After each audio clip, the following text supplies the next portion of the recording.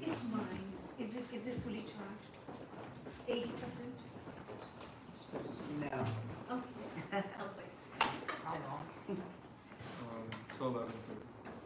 Yes, 11:30. Till what time? 11:30, and then the class starts. 20 minutes. Yeah, 20 minutes.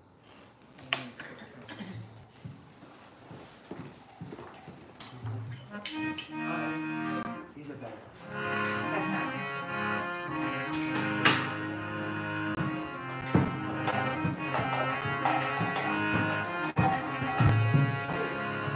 Just keep going till March gets here.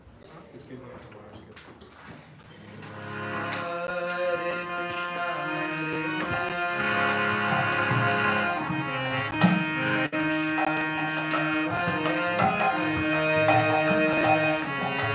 Hare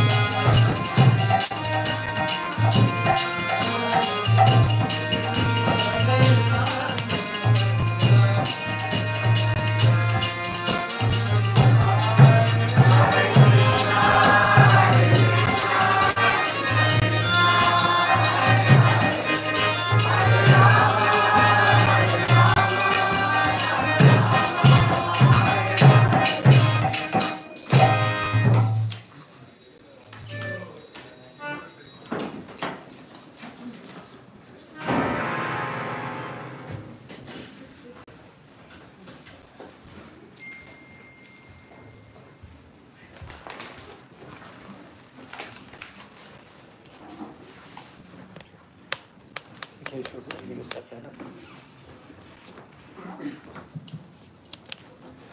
Hare Krishna. Hare Krishna. So welcome everyone to the Bhagavat Sravana program here at the Bhakti Center. Every Sunday we have this program, but this week is a little special. Maybe it's a lot special because we have a very wonderful guest with us here this week. So I'm going to read his bio, and then I have my own personal bio that I'm going to do. So after graduating from University of College London, in London of course, Keshava Maharaj became a 21-year-old monk. Anyone here is 21? Would you like to become a monk? Okay. And he continues that journey over 2 decades later. Having studied ancient Sanskrit texts for over 25 years, he's gone on to author 10 books and designed over 50 courses. These different courses help to empower audiences, apply ancient insights to upgrade relationships. Anyone need an upgrade, a relationship that needs upgrading? Be honest, come on. And discover purpose, overcome inner blocks, and craft well-being on all levels.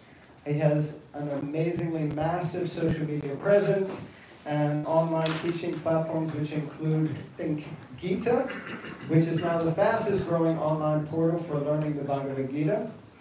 Nowadays he is a globetrotter, but he doesn't play basketball.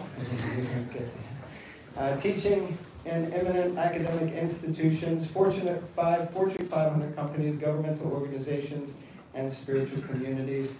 He is a thought leader on the cutting edge, inspired to share wisdom that breathes, not just book knowledge, but deep spiritual insights that transform character and consciousness. So we're very blessed and honored to have a very wonderful, dear devotee here with us, someone I've known for many, many years, and very grateful to have you here in New York, Maharaj. So please let us welcome His Holiness Keshava Swami by chanting very loudly 3 Haribo! Haribo! Haribo! Haribo!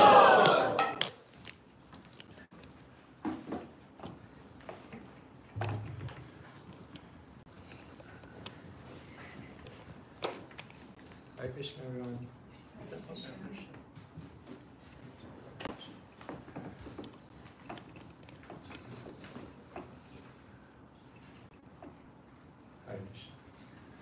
Thank you so much for coming. Really happy to be here. We'll just sing for a few minutes. I know we have a short time because 12:30 is RT.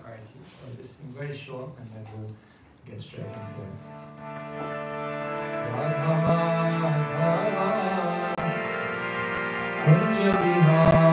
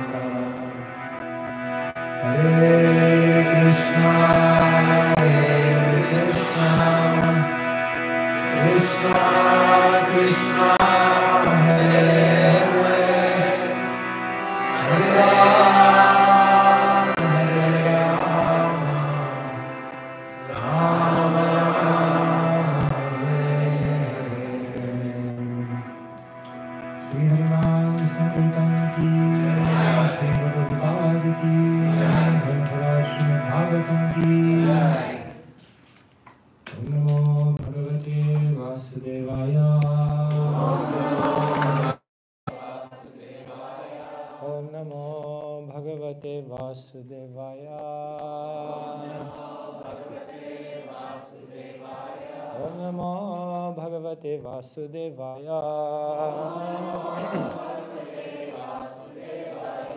So Hare Krishna everyone, so happy to be with all of you. So today I was thinking what to discuss in the short time that we have. So I decided to discuss the shortest pastime in the Bhagavatam. This pastime lasts the entirety of one verse. There are pastimes in the Bhagavatam which last for one canto. But this particular pastime only lasts for one verse. And it's very interesting that it lasts for one verse, and I'll give you a clue, because the pastime is really just about a moment. Anyone know which pastime I'm talking about? Katvanka. This is the shortest pastime in the Bhagavatam, one verse long. It's kind of the first pastime told in the Bhagavatam to Parikshit by Sukadeva Goswami. And it's interesting because the pastime is, it all just happens in a moment. And so I'm going to share with you the beautiful verse which tells the whole story, and the beautiful purport that Prabhupada writes to it. And when we do that, I'm going to ask you something about the purport, and then I have a vested interest in this topic or this purport because I need your help in understanding something. So, before we do that, just to share with you that the Bhagavatam, the Gita, all of our scriptures, they're actually incredibly systematic. They're not random. They have a particular sequence that they follow. There's a particular strategy. Krishna is revealing knowledge to Arjuna on the battlefield of Kurukshetra. And sometimes when we read the Gita, we think like it's going all over the place. Like, what's the thread here?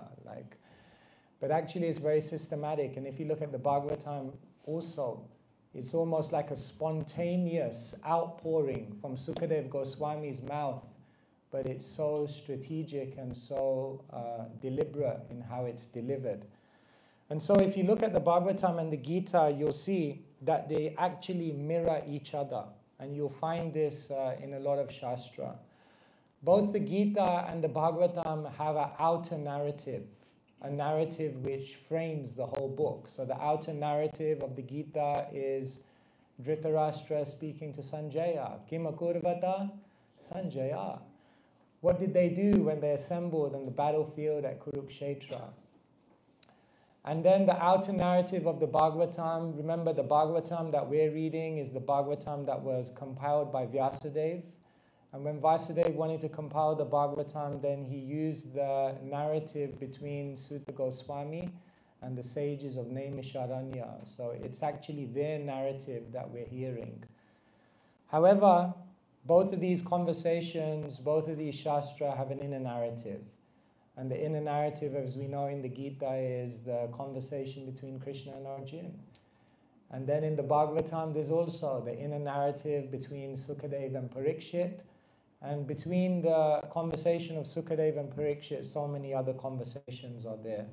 So often you find this in Shastra, nestled conversations which accentuate the point. Then, both of these scriptures have a preface.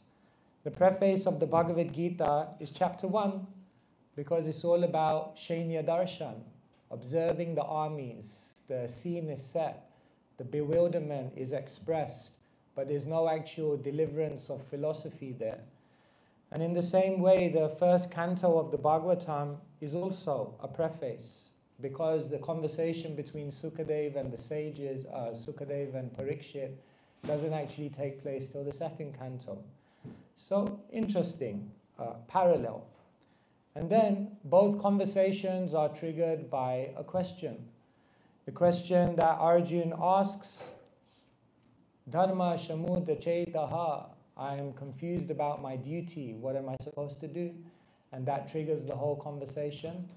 And the Bhagavatam is also, if you look at the first canto, 19th chapter right at the end, then the question is asked by Parikshit, what is the duty of someone who's about to die? Indeed, what is the duty of all people at all times? So one question is enough to trigger a whole conversation. Yeah, devotees, you have to be careful. When you ask them one question, they can give you a whole class.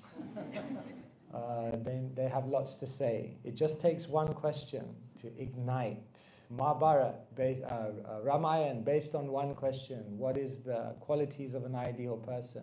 Boom, long answer. So like that.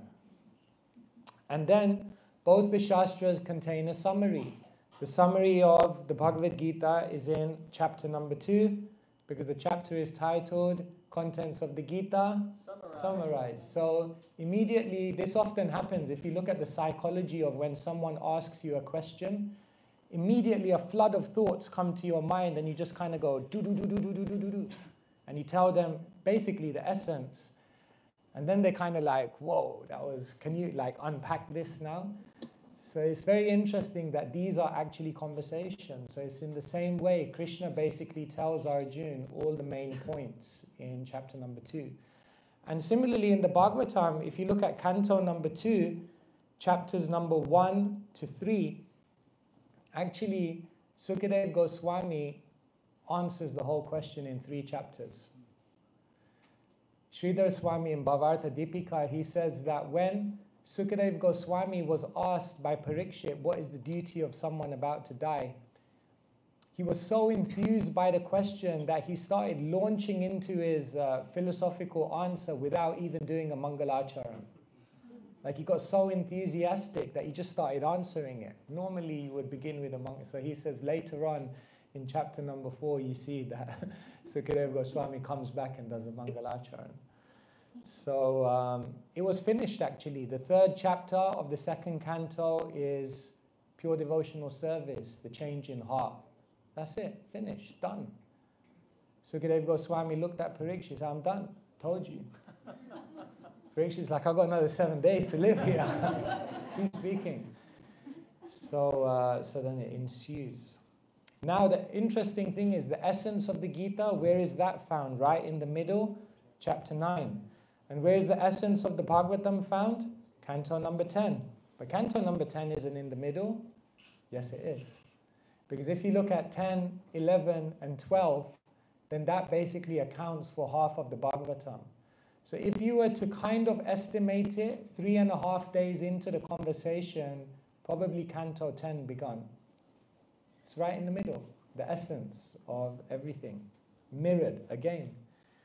Then, it's very interesting also, the final wisdom that Krishna gives in the Gita is contained in chapters number 13 to 18, the final 6 chapters, which are all about Jnana Yoga or detachment.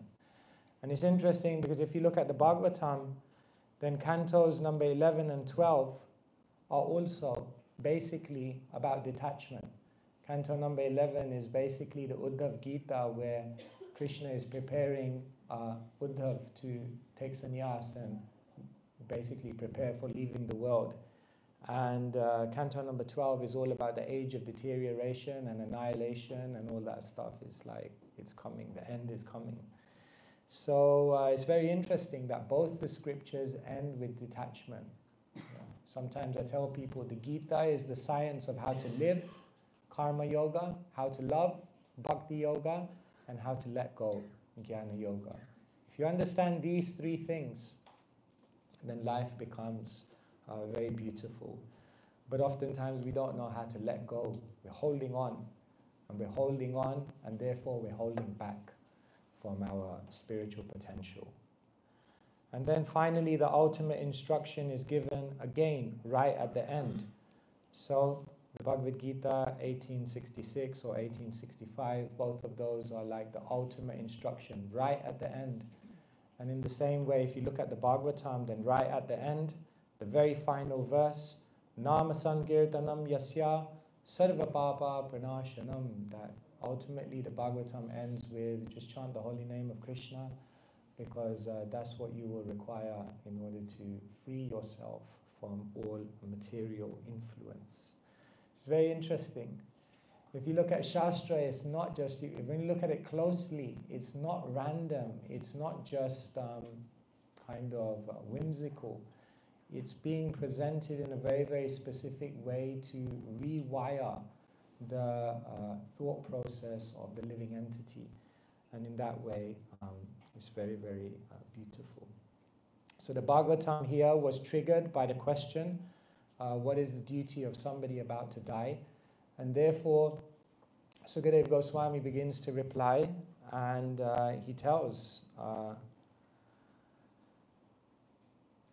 Parikshit what is the duty of somebody about to die. But whenever we tell something, we always try to give an example as well. We always try to give a story. We try to illustrate it in some way to bring it more alive. And therefore, after telling Parikshit that the duty of somebody about to die is to focus their mind on Krishna, to basically become Krishna conscious, he says, don't worry, there's an example of someone who did it. So let me tell you that story. Listen carefully.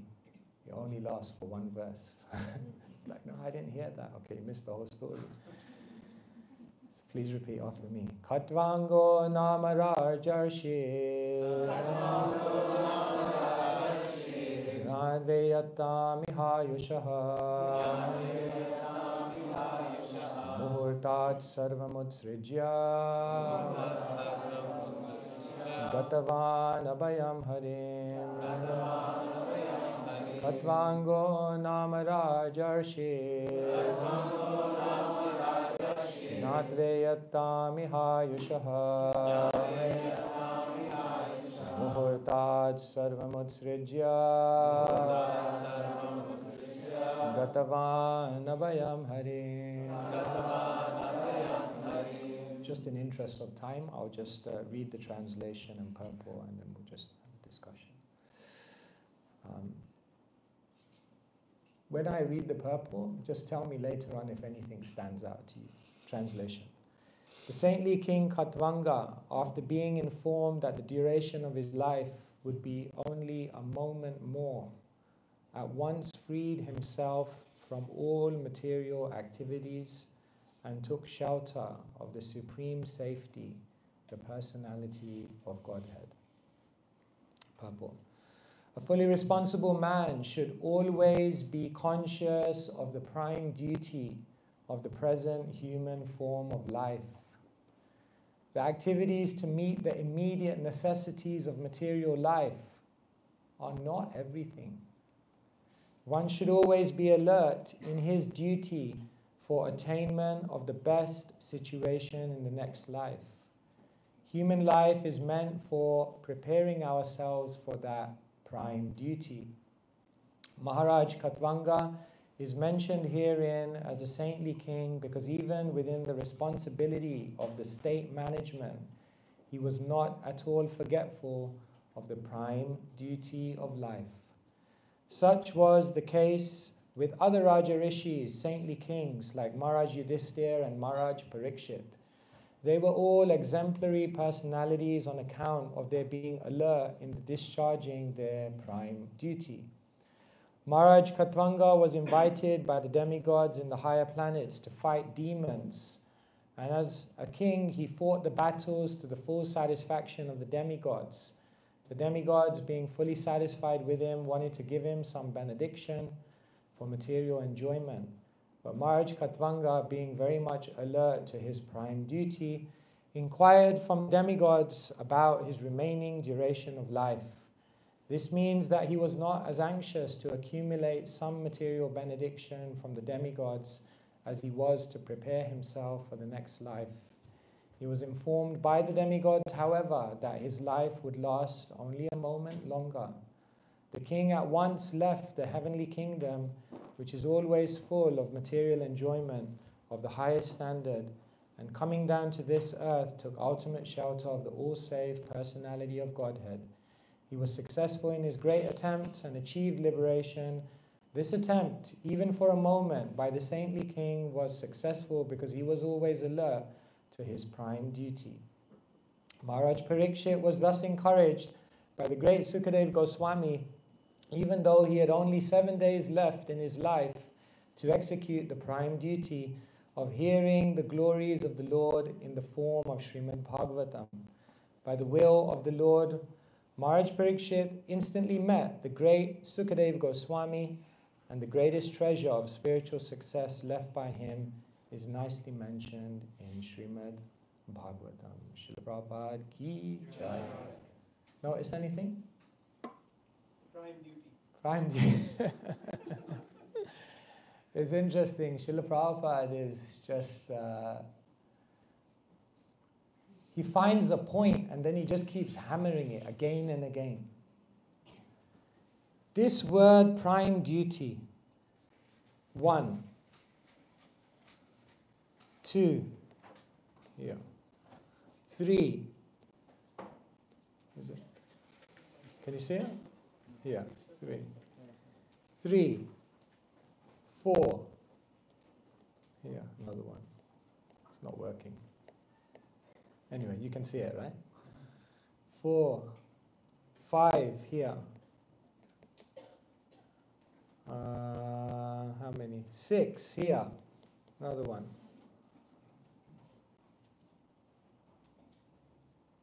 Can you see it? 7 here. 8 here. 8 times.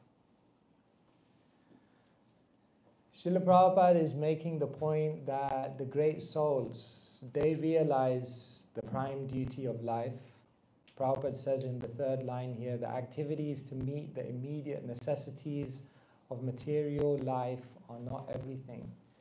One should always be alert in the prime duty. That's hard. Life is busy, life is chaotic, life is full of so many distractions and deviations. Even when you live life as a full-time devotee, you can lose sight of what you actually joined this movement for. How do we remain alert to the prime duty through the chaos of day-to-day life? In colloquial English, when somebody misses out on the main point or something important, we say they've lost the plot. So the plot of material life is told by Krishna. Janma mrityu jara vyadi dukkha dosh anudarshanam. The plot of material life is that we're going to get diseased, we're going to get old, and know for sure that death is around the corner. Death is knocking on your door. The material body is a ticking time bomb. But when we lose the plot, we almost live in this world in blissful obliviousness to the fact that our time is coming. It's amazing how, as devotees, we live with death. We talk about death. It's interesting, once I was on Sankirtan with Radhalandanishwara Prabhu, he was a brahmachari at that time, and I remember we were on the street distributing books, and then a policeman kind of pulled us over, because obviously we weren't doing anything illegal. Not. And then he started saying, well, you guys got to go, this is illegal, you can't do this. And then Radhalandanishwara started preaching, and he goes, you're going to die, you're going to die. Zealous brahmacharis. And it was interesting because he was just making a philosophical point, but this policeman got like really offended. He thought he was like threatening him, and it was a very interesting interaction, because he was just speaking philosophically and he was taking it like a threat, and I just realized devotees live with death. Like, we just talk about it all the time. Like, it's just part of our vocabulary, sometimes. I remember once I was doing a Sunday class at the Manor. It was a beautiful day like this. Everyone was out playing on the grass outside, and then someone came in, and then I just started giving this heavy class about death, And I didn't even feel there was anything wrong with it. Like, it was just like, this is what we talk about all the time. And this person came up to me after, he goes, I just came for a relaxing afternoon at the temple, and you guys talk about death. But it's amazing, even though we talk so much about death, when we're confronted with death, we get shocked. It's almost like, how could this happen? Therefore, Srila Prabhupada is saying that these great souls, these Raja Rishis, they were actually alert to the prime duty of life. Just to kind of reflect on this a little bit,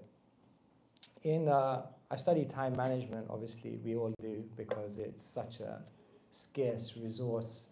And many of you have heard of the time management matrix. So there are things which are urgent, and things which are not urgent, and there are things which are important, and things which are not important. Urgent things are those things which require your immediate attention, and important things are those things that have intrinsic value for your life. That's the distinction between urgent and important. So basically, if you look at every activity in your life, it's usually within one of these quadrants. So for example, activities that are not urgent and not important, scrolling, what else? Netflix, depends on what you're watching. What else is urgent but not important? Gossiping, not urgent, not important. Gossiping. What else? Oh, clearly no one is functioning in that quadrant. I think you get the point, right? Like procrastinating. These are basically things that are not urgent and not important. What kind of things do you think are urgent? They require your immediate attention. You have to do something about them, but they may not necessarily always be adding that much value to your long-term life. Any ideas? Meetings? Some meetings, not all meetings. Paying the bills? Yeah, bills or administration, what kind of other stuff? Eating. We'll come back to eating because that could be in either of the quadrants. Many of these activities could also be transferable, so it depends. And then what activities are not urgent, they don't require your immediate attention, but they're very, very important to the long-term success of your life. Say, for example, exercise could be something like that. Planning. Drinking water? Okay, we'll put it in reflecting, introspecting, all these kind of things. These are not urgent but important. And then what's urgent and important? For example, if you have like a health crisis, or if you have an important life decision to make. Krishna consciousness. Yeah, we'll come back to Krishna consciousness in a second. Anything else? Well, this could be urgent and important. You get the point. Now the interesting thing is, there could be 4 people practicing Krishna consciousness, and they could actually practice Krishna consciousness in any of these quadrants. Some people practice Krishna consciousness, but it's not urgent, and they don't really deeply feel it to be important. That's possible. That's kind of like a very kind of cultural or kind of ritualistic type of practice. It's almost just done out of social convention. This is called what we term Lokika Shraddha. They have some faith in the process, but there's no real urgency and there's no real sense in deep within them that this is important for me. It's almost just like a social identity. And then, interestingly, Krishna consciousness could be performed in a mood of, it's urgent, but I don't really think it's that important. That's an interesting one. Can you think of who might be practicing Krishna consciousness like that? It's urgent, it's something they wake up in the morning and think like, I have to do this. But deep inside of them, they're not really aligned with the purpose of Krishna consciousness in terms of their long-term future. Yeah? Chanting to finish your rounds. Chanting to finish your rounds? Okay, yeah. Here, what I'm thinking of is someone who gets some kind of material benefit from being part of Krishna consciousness or being part of the Krishna consciousness movement, but they don't really believe in it. They don't really deeply resonate with the teachings. For example, someone who's getting, some material benefit, but it's not. Say, for example, in India, we have like workers who come and serve at the temple, but they're not necessarily devotees. So for them, they're doing devotional service. They don't know. They're kind of in Krishna consciousness, and it's urgent because you've got to show up to work. But it's not really important because they're not really there for spiritual benefit. Then the interesting thing is Krishna consciousness can be practiced here, where we realize it's important, but right now it's not urgent. The interesting thing is, in time management, they'll tell you these are the things which drive a successful life, but they're the things which also get neglected the most. And therefore, I would say most people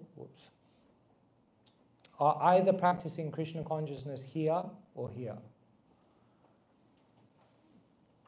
But here, what Srila Prabhupada is saying in the purport is that all these kings, Ambarish, Khatvanga, all of them, they were practicing Krishna consciousness, understanding it's the prime duty of life. In other words, it's pretty amazing. They were busy people. They were doing so many things in the world. They had so many responsibilities, but they knew this is the prime duty. In other words, for them, Krishna consciousness was urgent and it was important. And at the same time, they were doing incredible amounts of things in the world. Now that almost seems like inconceivable.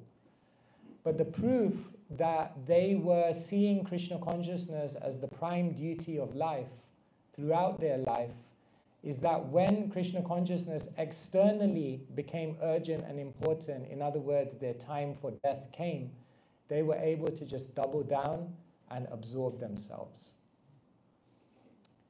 Srila Prabhupada is basically saying in the purport, when Krishna consciousness actually becomes urgent and important, if, God forbid, or maybe it's a good thing, I don't know, we would be given notice of our death. Krishna consciousness becomes urgent and important. But if you haven't taken Krishna consciousness as urgent and important throughout your whole life, it will be very difficult in that urgent and important situation to then actually absorb yourself. In other words, Srila Prabhupada is saying that Parikshit took it as urgent and important throughout his life, so that when it came to 7 days, he was able to do it. He was able to just absorb himself without any bitterness, without any sense of frustration. Katvanga, because he saw Krishna consciousness as urgent and important throughout his life, when it came to one moment, he was able to just do it. Because he was always living in that mindset throughout his journey. So this is perhaps the greatest $64 million question. How do you transfer Krishna consciousness in your life from being important but not urgent to being important and urgent? How do you transfer Krishna consciousness to becoming your prime duty, even amidst doing all the other duties? In other words, Srila Prabhupada is saying Krishna consciousness is not sequential. It's not like you do your Swadharma and kind of keep Sanatan Dharma on the back burner, and then at a certain point start making the shift. And no, Prabhupada is saying you realize it's the prime duty throughout all stages of your life. So that's the question on the table. How to make Krishna consciousness the prime duty. And, well, maybe I should give a little bit of an answer. And then I'll ask all of you, how do you think you make that shift from being in this quadrant to being in this quadrant? Do you even think that's possible? And what does that look like? How does Krishna consciousness become urgent in someone's life? One perspective is internally, one must become a very, very thoughtful and reflective person. Srila Prabhupada writes in one purport that a devotee is as introspective as a non-devotee is speculative. In other words, Krishna consciousness is even said in the Bhagavatam. This Bhagavatam is understood by expert and thoughtful people. It's incredible that spiritual people are incredibly thoughtful.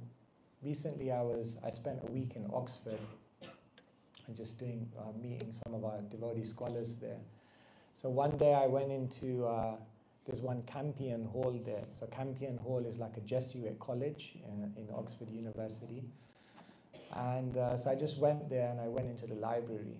So I just sat down, and somehow where I sat in the library, I just looked at the shelf of books there. And there were all the books of Thomas Merton. But Thomas Merton is a very kind of famous, I think it was Trappist monk. But it was incredible. I looked at... So there was this one shelf, and it had all, like, I looked at all of the books, and they were all authored by him. And then I looked at the shelf above, and they were like all authored by him, and every single book was different. And then looked at the shelf above, and all of the books were by him. And I started reading some of these books, and they were all just diaries. They were all just his contemplations, his reflections of life. And I was like, this is so amazing. Like, someone is so thoughtful. Unless there's mananam, unless there's deep reflection and internal thinking about everything that we're hearing and everything that we're reading, it's going to be very hard to see Krishna consciousness as the prime duty.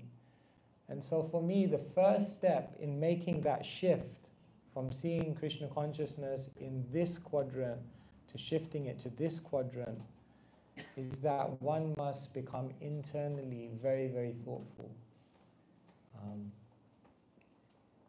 The second thing is that what it might take to shift Krishna consciousness from that quadrant to that quadrant is externally, Krishna may have to arrange something in our life. And therefore, Krishna is constantly shifting the landscape of our life in different ways. Krishna is constantly shuffling the deck. Krishna is constantly changing everything. When Kadamba Maharaj was leaving the world, then one day we were talking, and he was talking about his childhood, and he said, when I was a kid, I always liked musical chairs. I don't know how many of you played musical chairs when you were a kid. And I said, why? And he said, because when I used to play musical chairs, I used to feel this is life. Lesson number one from musical chairs, everything is always changing. And lesson number two from musical chairs, at one point, you lose your chair and you get ejected from the game. So he said, I used to like that because it taught me so many things about life. So I think the second way in which it shifts from here to here is externally, Krishna keeps creating something which alerts us, alarm clocks. And I think the third thing which can shift our practice from that quadrant to that quadrant is proximity.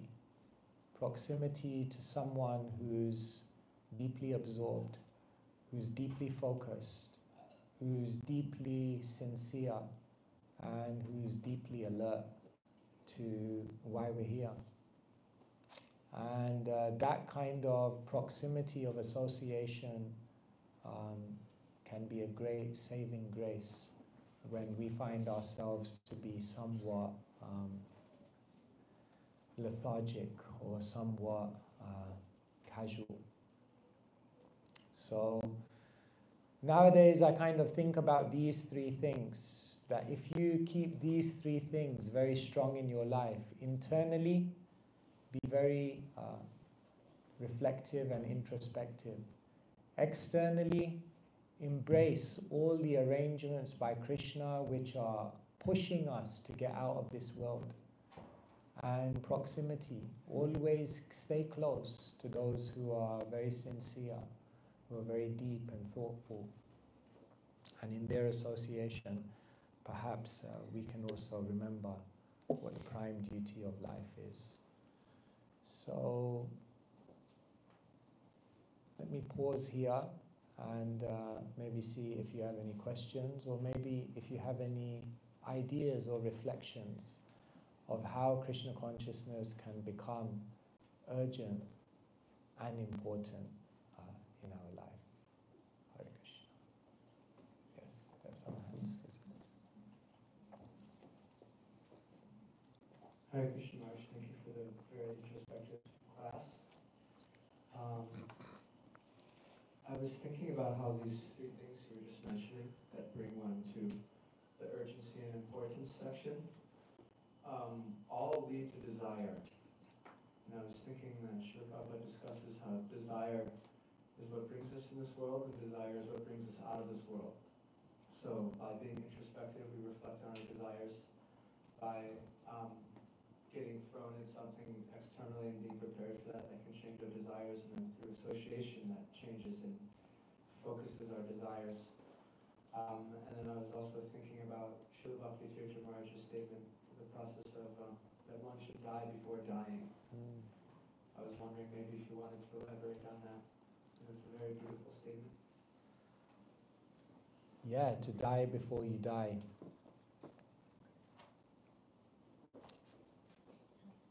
I haven't studied exactly how he was framing that statement, but I guess you could look at it from different perspectives. I guess in the ultimate sense, to die before you die means you accept the temporality of life and you've accepted death before death comes. If you haven't accepted death, if you haven't embraced death before it comes to you, then it means it's a very frustrated exit from this world. I wrote a book about our dear Brahmachari Janakinath Prabhu, who left this world, and I entitled it Loving Life, Embracing Death. So I think one interpretation of die before you die is to accept death, to accept that you're going to lose all of this, deeply accept it, and not just to accept it, to know it. How many people have actually accepted that?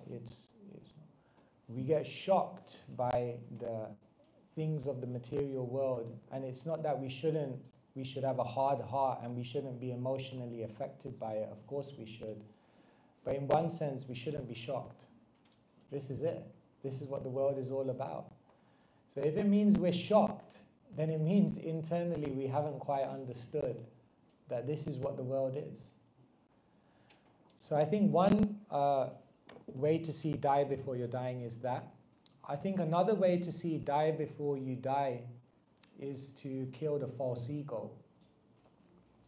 Because the false ego, ahankara iti me bhinna prakriti ashtadha, that false ego is what basically entangles us in material existence. And if we die with that false ego, then we come back. And therefore you have to kill that, die before you die. And then I guess another way to see die before you're dying is we have all these qualities, or negative qualities: kama, krodha, moha, mada, lobha, matsarya, greed, anger, envy. And maybe to die before you die means to kill all of these qualities. Because while you have all of these qualities, you can't really live life. If you're living life with bitterness, if you're living life with anger, if you're living life with lust, it's almost like you become blinded to the beauty of Krishna's presence everywhere. And therefore, to die before you die actually allows you to live life while you're here. So it's a very deep statement, no? Die before you die. I guess there are many ways to see it. Thank you. Yeah, Shukla. Thank you, Maharaj, for a wonderful class. As always, I think the sannyasi is also civilly dead, right? Yeah. Sannyas that are considered. Yeah, in the sannyas ceremony, you actually do your own shraddha. Because two reasons it's said that in the sannyas ceremony you do your shraddha. One is because obviously you're not going to have any children, so then there will be no one to do it for you. And the second reason is because it's said actually in that moment you die. It's just death, social death. You close all the doors. So Speaking to it. one more reflection or just a comment and then two questions. Thomas Merton, he wrote the foreword, I think, for Prabhupada's first Bhagavad Gita. Just a note, which is quite wonderful considering what you were sharing with all of his books and thinking, and then there was also a retraction to Prabhupada. About your comparison of the Bhagavatam and the Gita. So this is one question. Have you looked at a comparison between the Bhagavad Gita and the 11th canto, the Bhagavad Gita? I'm sure you have, so I'm just curious about any thoughts you have there. There are also references in there to the Bhagavad Gita. Yeah. The last question is related to the three things that you mentioned, really no great insight around moving from non-urgent to urgent. And I'm wondering, with the hierarchy, Krishna shaking the deck, being introspective, but is association with devotees the most important of the three? That's so two questions. Yeah, thank you so much. I'll just start with that one. We only got a few minutes, I'll just be quick. Yeah, it said that there's 5 important aspects of devotional service, Pancha Anga Bhakti, but it's interesting, when you analyze it, you could say that Sadhu Sangha is at the center of all of them, because yes, Nama Kirtan, but we always do Sankirtan. Yes, Bhagavat Shravan, but Satam Prasangan, Mama Virya Samvido. When you hear Bhagavatam with the devotees, then it becomes relishable. Yes, Mathura Vas, but it said that if you go to a holy place, but Yatirtha Buddhi Shalilena, but you don't speak to the saintly people, you haven't actually gone. And even deity worship, generally we're worshipping the deity in community, together. Therefore, although Sadhu Sangha is said to be one of the 5 forms of devotional service, you could also say that it's the one that initiates one into all of those Pancha Anga Bhakti, and it's also the ones which bring those Pancha Anga Bhakti actually alive in one sense. So in that sense, definitely, therefore Kaviraj Goswami says, Krishna Bhakti Janma Mula Hoya Sadhu Sang, Krishna Prema Janma Deho Puna Mukhya Ang. That it's the association of devotees, that's the root cause of the awakening of devotion. So I'll just be really quick because time is gone. But you asked about Uddhav Gita, so yes, yeah, there is actually it's amazing when you look at the Uddhava Gita, it also mirrors the Bhagavad Gita in so many ways. Can't go through the whole thing now, but if you look at like so much of the contents, if you look at the highlights of actually the Uddhava Gita, how within the Gita there are Gitas, within the Uddhava Gita there are Gitas. When you look at even the content, for example, if you look at the 10th chapter of the Gita, where Krishna talks about the opulences of the Absolute, then there's a whole section in the Uddhava Gita on that. And even if you look at the final verses of the Uddhava Gita, they mirror actually exactly what Krishna says in the Bhagavad Gita. So yeah, just to say, definitely there is a parallel there. So yeah, time is short, so we can't go into more detail. But I'll just show you one other thing. You were talking about Thomas Merton and introspection. So I'll just share one other nice quote from Thomas Merton.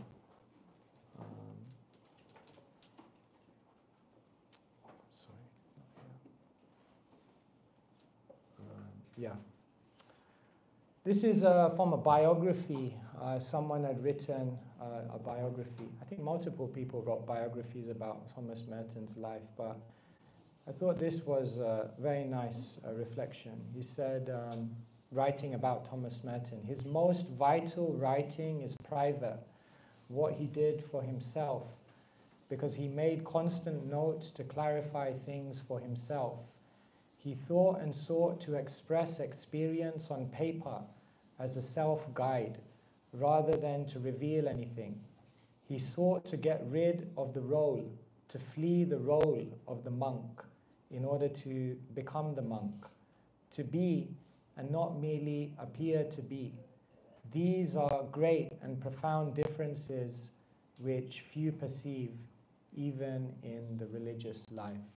It was very, very beautiful, talking about how oftentimes when we write, we think of writing as a means of expression.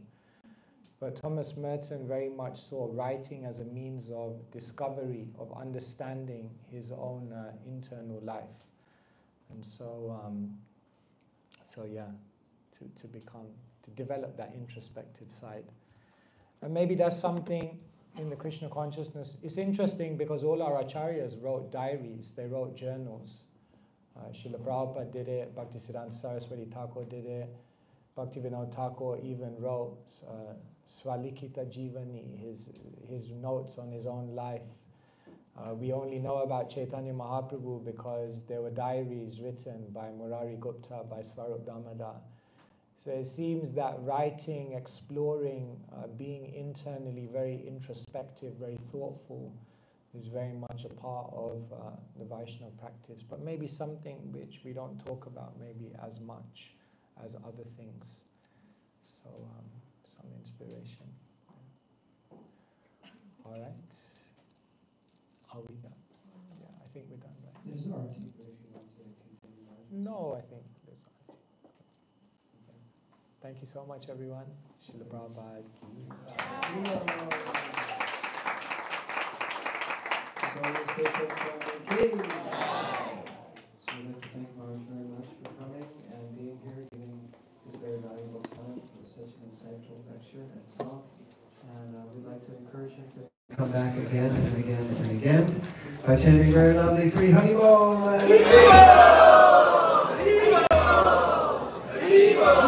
So there's a quick announcement. Marsh has many, many books here, and there's a book table at the back. We're going to have RT now, so we'll ask everyone to move the mats, and we can shift the chairs and put those away, and then we're going to serve prasadam afterwards. Hare Krishna, as Jane Thakur mentioned, Maharaj has offered many books, and we have 5 of them available at the back for you today. The first one is Tattva. Maharaj also has an incredible blog which he shares his reflections on very regularly, and Tattva is a compilation of Maharaj's blog, as well as answering some of life's most profound and relevant questions. We also have Gita 3, which is it's a summary of the Gita, but done in a very practical way with meditations, thought experiments, etc. And finally, we have Gita Life, Book Bhagavat, and CC Compact.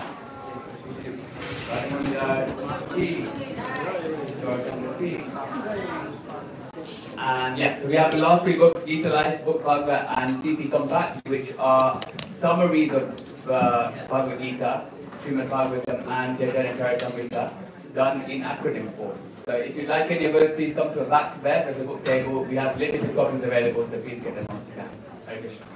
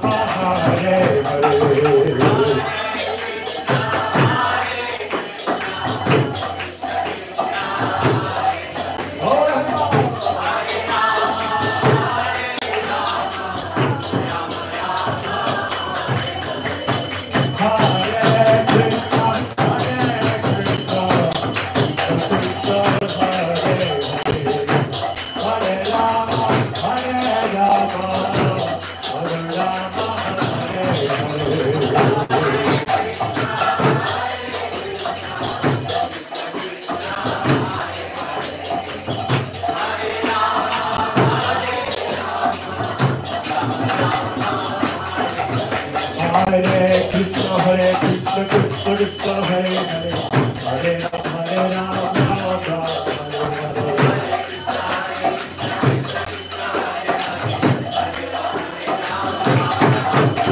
Hare Krishna, Krishna Krishna, Hare Hare, Hare Ram, Ram Ram, Hare Hare.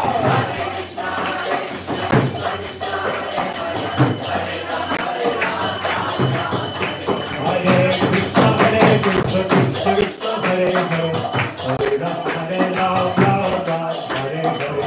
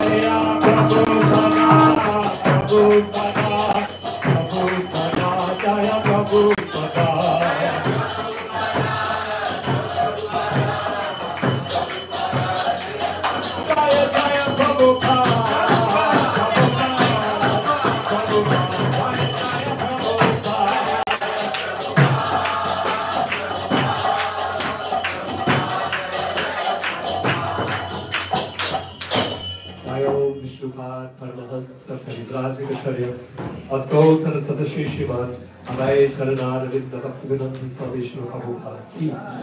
Shirum Shri Sanatan Bhaktaravida Shri Jivagopal Bhattadas Ravida Sadgosami Prabhupada Ki. Presivaho Shri Krishna Chaitanya Prabhu Nityananda Shri Advaita Gadadhara Shri Vasari Gaur Bhaktavinda Ki. Shri Shri Radha Krishna Gopa Gopina Shavakut Radha Giri Govardhan Ki. Ganga Devi Ki. Yamuna Devi Ki. Bhakti Devi Ki. Tulsi Maharani Ki, Harinam Sankirtan Ki, Mayapurabhidhan Ki, Vrajagovi Shri Vrindavan Ki, Shri Shri Radha Muridhara Ki, Shri Gaura Chandra Ki, Srila Prabhupada Ki, Itai Gaur Premanandi. All glory to the Samud devotees. All glory to the Samud devotees. All glory to the Samud devotees. All glory to Shri Shri Guru Varanga. All glory to Srila Prabhupada.